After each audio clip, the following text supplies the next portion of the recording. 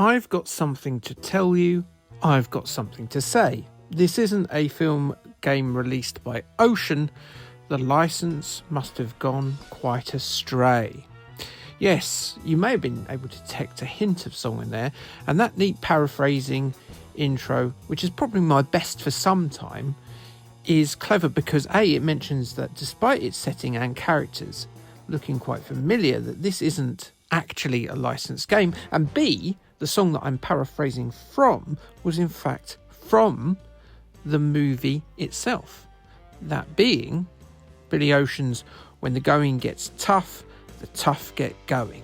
See, I make this YouTube stuff look so easy. Oh, the magnificence of me.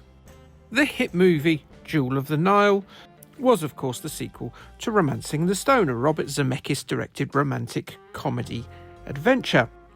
In that movie, Kathleen Turner starred as a listless romance novelist called Joan Wilder, who yearns for the very thing that she types about: excitement and romance. When her sister is held ransom by Colombian criminals, she finds that adventure, and indeed thrilling love, when she meets hunky Jack T. Colton, played by Michael Douglas.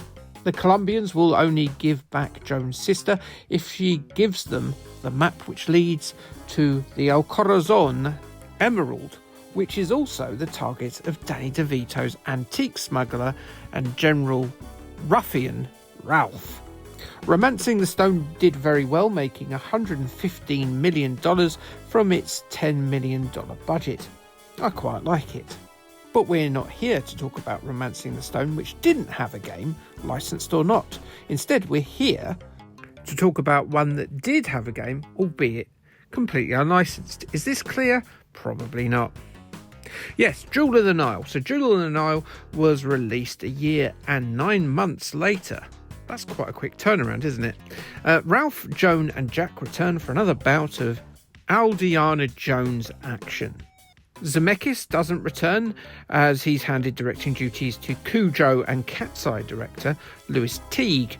In this sequel, Joan and Jack are living the high life. But despite all their riches, they're not entirely happy. You see, Joan needs more adventure to help her write, but Jack's had quite enough of that adventure and just wants to chill out on his boat.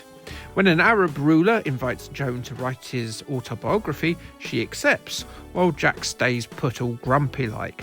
Ralph finally catches up with Jack, and the pair find out that the Arab ruler is in fact a dictator who aims to use the eponymous Jewel of the Nile to unite the entire Arab world under his rule, and aims to imprison Joan to write a puff piece on how swell he is. Jack and Ralph set off with an uneasy alliance between the pair to free Joan and claim the jewel.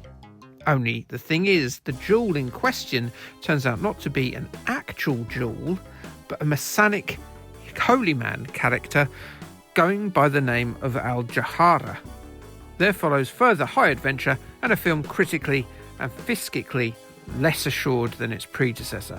Jewel of the Nile had a bigger budget, $25 million, but a lower return than its predecessor. Score aggregator Rotten Tomatoes has a score of 48% from 27 critic reviews, and the lukewarm reception has thus far seen no sequels, remakes, or TV spin-offs that have been proposed come to fruition. A shame, as those films, I think, are quite fun.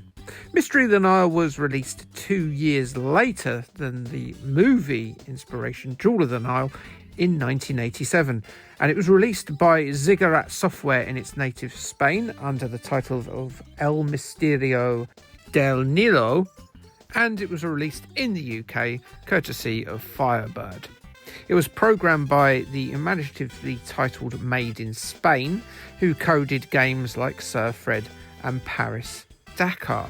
Can you guess where Made in Spain are based? I've actually mentioned it already as well, so yeah.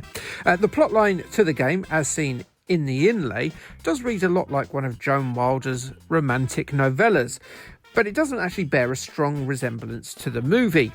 The jewel, for one, is a real actual jewel rather than an 80s Jesus-like figure. Mind you, in itself, it further cribs with a few nods and winks to other properties with characters like Nevada Smith, and Baron von Blofeld.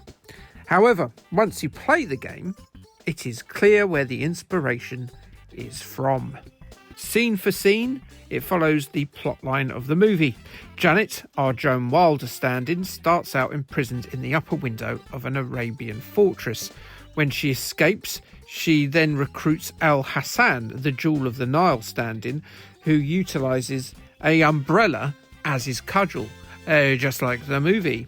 Nevada, who is obviously Michael Douglas's Jack, is bestubbled and uses a pistol, and the trio escape using a grounded fighter plane. I've seen this before. The next level is set in the desert. Then we go to some rocky outcrops, then a tribal village. A train-based level then follows, then an arena. All scenes in the exact same order as their cinematic counterpart. No, it doesn't even attempt to mix those up, and it's shameless about it, the absolute brazen hussy. No real attempts were made to get the license from what I can see, but at that point it was probably that it was a 2-year-old license that didn't exactly set the world alight, and certainly wasn't hot property by that point.